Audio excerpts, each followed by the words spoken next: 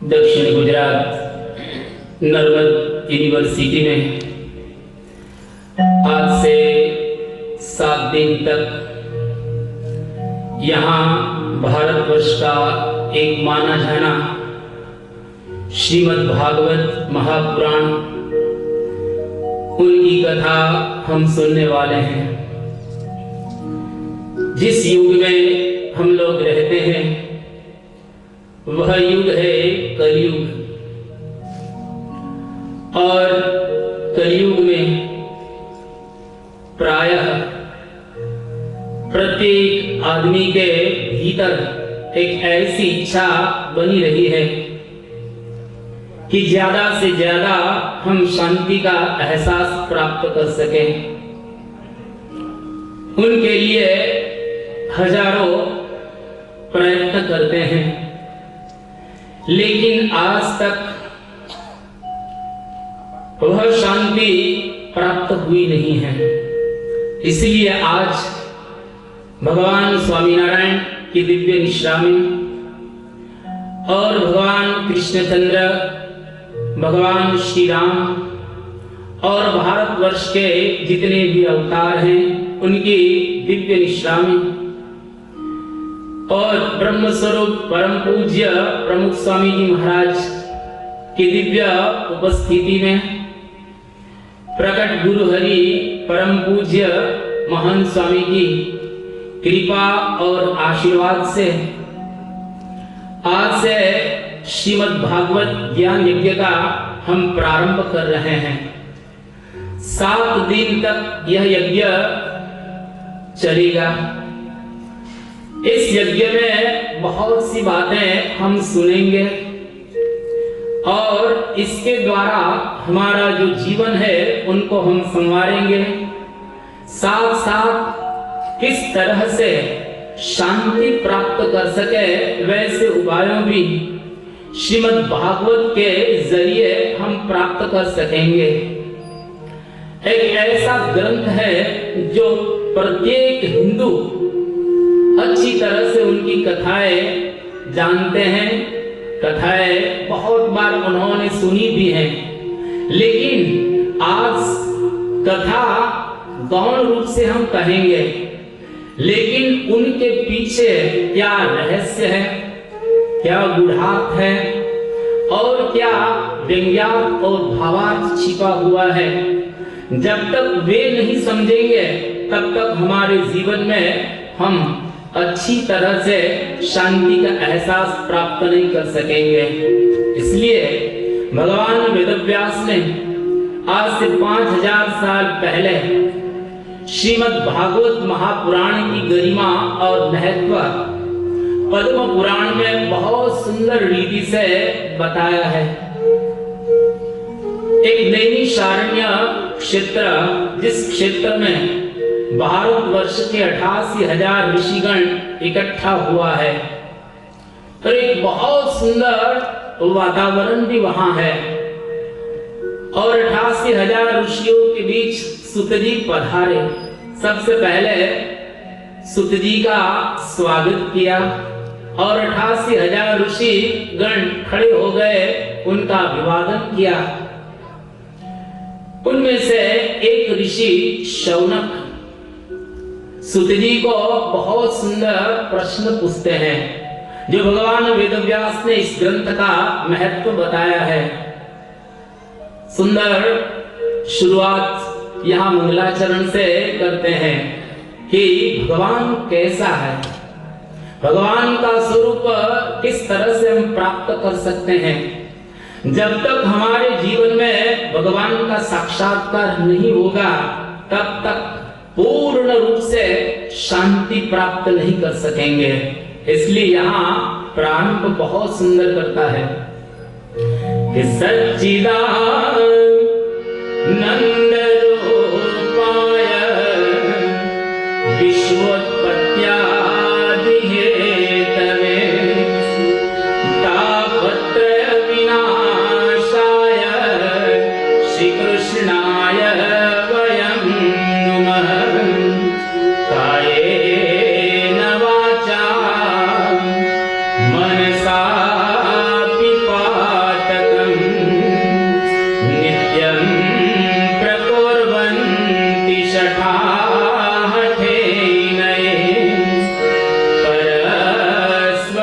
दुष्टा मलिना दुराशया सप्ताह यज्ञेन कलौ पुनन्ति ते। बहुत सुंदर दो बात बताई। भगवान कैसा है, भगवान के स्वरूप का यहाँ बहुत सुंदर वर्णन करते हैं। सच्चिदानंद रूपाय, भगवान सत है, चित है और आनंद स्वरूप है।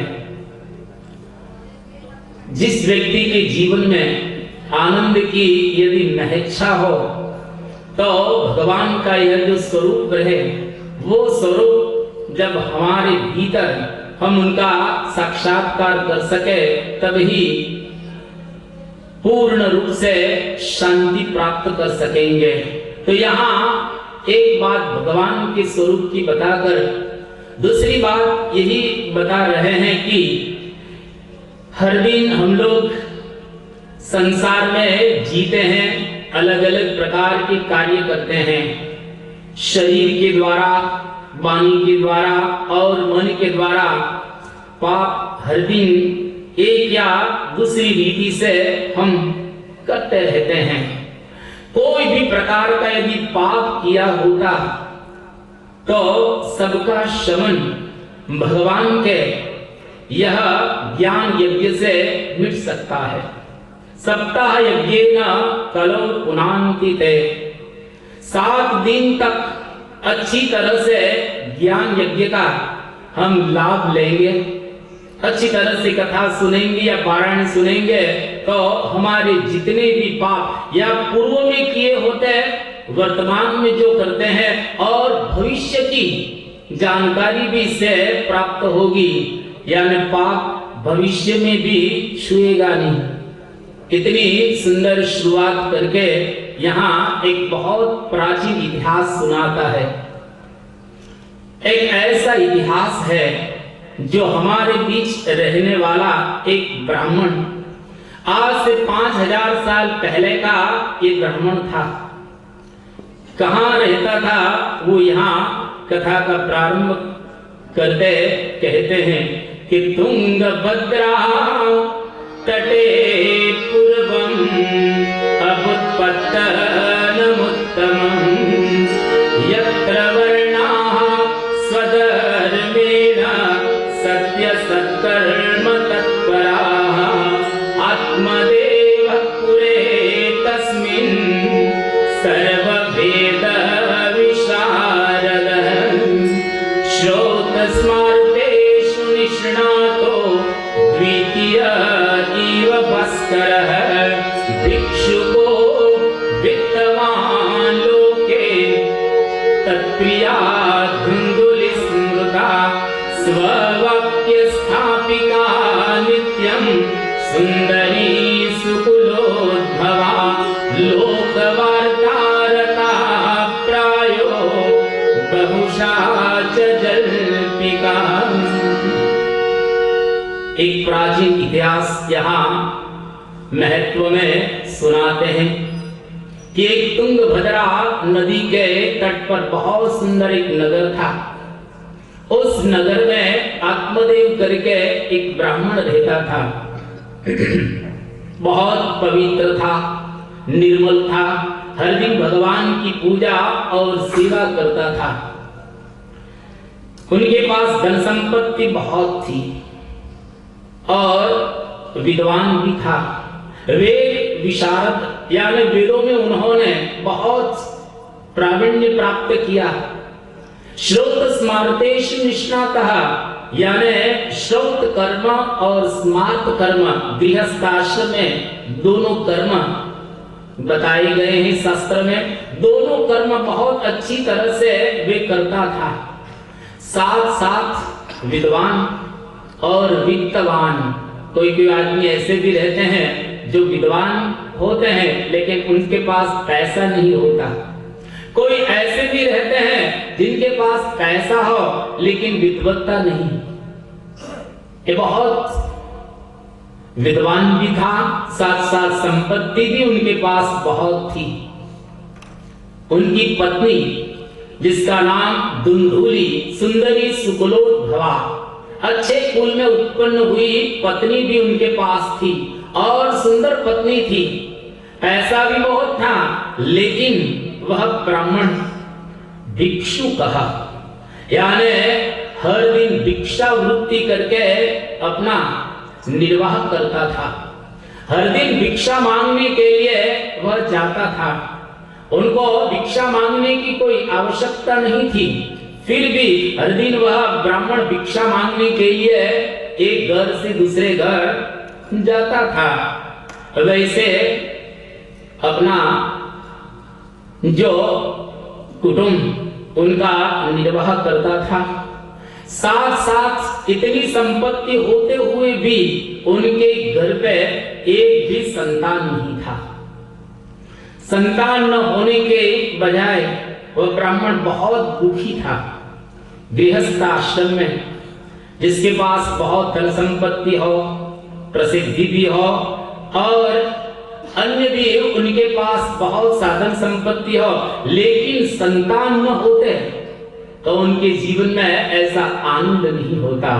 यह ब्राह्मण संतान के लिए जितने सत्कर्म, सब सत्कर्म उन्होंने करवाए, पूजा भी करवाई, तीर्थ यात्रा भी की और जितने जितने साधु संत उनके घर पे आते थे सभी को अच्छी तरह से भोजन खिलाते थे और आशीर्वाद भी लेते थे, लेकिन एक भी संतान उनके घर पे अभी हुआ नहीं।